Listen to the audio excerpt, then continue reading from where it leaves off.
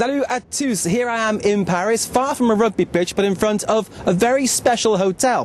This hotel in the 15th arrondissement of Paris is where the French squad now have to stay. It's goodbye to Marcoussis, goodbye to Marcatraz, as some people call it, and they've got to stay here in a hotel just by the Boulevard Périphérique in the south of Paris. These are the rules for the semi-final of the Rugby World Cup. So while you think a little bit about that, let's take a look at something to do with the roots of the sport of rugby. It's a special visit to the headquarters of English rugby. That's Twickenham, near London. Wasps are playing a huge part in this year's Rugby World Cup. The two captains of Saturday's semi-final, France's Raphael Ibanez and England's Phil Vickery, play for the London club. In fact, a total of 7 members of the English team play here. Wasps coaches describe Ibanez as friendly off the pitch, ruthless on it. He's a tough player. You know, he certainly plays 100%. He gives everything. You know, having coached him as well, I've seen him come off the field. We just about have to carry him into the changing room and help dress him because he does commit himself to the game. A similar account is given of Vickery, determined and passionate, the essential ingredients needed to win. Passion, pride, total commitment. You know, leaving everything you've got on the field.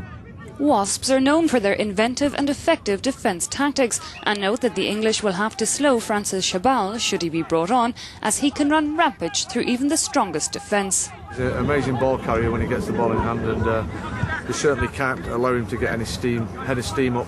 If you give him any time on the ball, to get his speed up, he will trample all over you. A total of 10 Wasp players took part in the 2007 Rugby World Cup, the club proving to be a serious supplier of talent for the competition. But let's look now at some other rugby legends at the Museum of Rugby in Twickenham. We've got some very famous early England players here from the 19th century. These guys were amateurs. They weren't professionals. They weren't like Chabal. They weren't big monsters who weight train every day and eat supplements. These were guys who were lawyers, doctors, physicians. They didn't practice because practicing was cheating. It gave you an unfair advantage.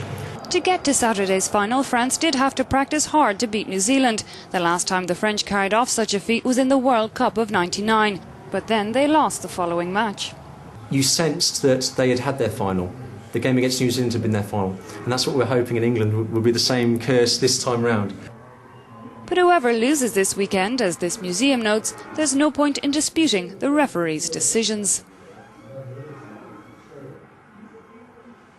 Now then, let's think about how money is being spent during this tournament. Is it the men or is it the women who decide how the money is spent? Take a look at our special report. With France winning World Cup games, its people are more and more interested in the game. On the Champs-Élysées, Parisians come to buy their supporters' kit, with the semi-final in the back of their minds. Are you planning to keep your tie for the next game? No, I'll take it off. I'll wave my hands up in the air and support the French team. Sadly, I've been told there's nothing for women. I'm quite disappointed. I can't get the official t-shirt or the polo. I have to buy children's size items. Just like with the Football World Cup in 1998, French women are now keen on rugby. We're kind of following everyone else. But I think it's more for the players than actually for rugby. Women's magazines have taken a closer look at each player from their own very particular perspective. Why do you think women like Sébastien Chabal? He's very hairy, as imposing as the Himalayas, and he looks like a rock star. Some women like that. The Rugby World Cup has attracted a new crowd, and sometimes people you wouldn't think of, such as football fans. What I like is the atmosphere, the good team spirit, the game, the fair play. Supporters all sit together in the stands and never get into fights. Of course, some people make fun of the sport and of its traditions.